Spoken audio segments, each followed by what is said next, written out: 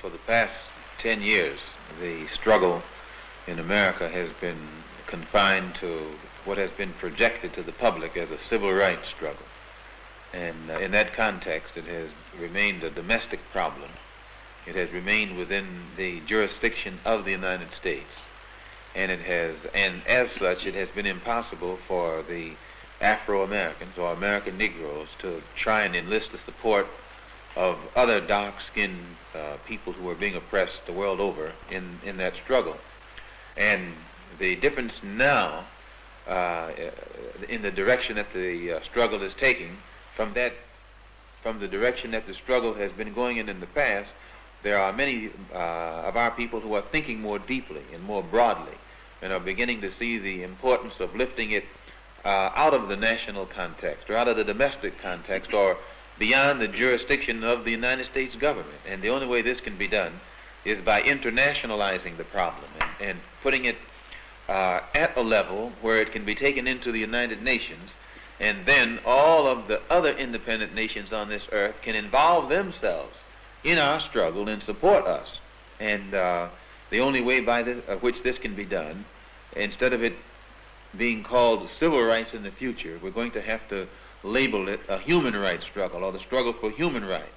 And as such, we can then take it into the United Nations through the avenues that have been set up by the United Nations Commission on Human Rights. We can take our problem before the United Nations in the same manner that the problem of South Africa, Angola, Mozambique, Hungary, the Arab refugee problem, it becomes a world problem.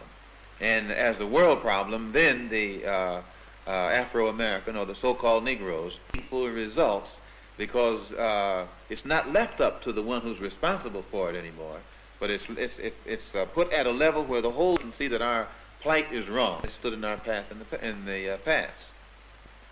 It also makes a difference in the leadership. Those who have been posing as leaders of our people in America in the past, they can pose on this local stage where Uncle Sam is the master of the show and can prop them up and make them look good or make them look better than they actually are by giving them token gains and building them up an image. But when they step onto the international stage or the world stage, then Uncle Sam can't prop them up anymore. And their ability or lack of ability becomes exposed. And if they can lead us forward, they remain leaders. But if they can't, then they have to step aside, and more qualified and bona fide leaders step up from the masses of our people, and then we get faster progress, we get more results.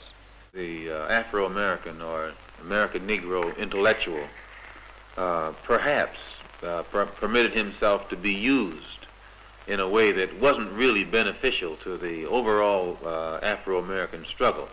But I think today these intellectuals have begun to undertake a new appraisal of the problem, looking at it as it actually is, and are beginning to see it more in the international context and the relation that it has with the African struggle.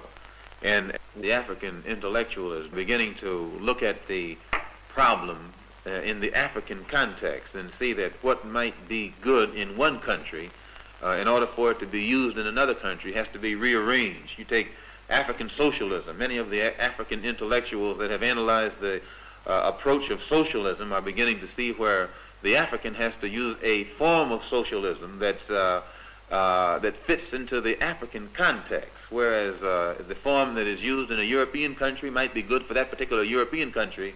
It doesn't fit as well into the African context. So I think the African intellectual is making that contribution, and he's making it well.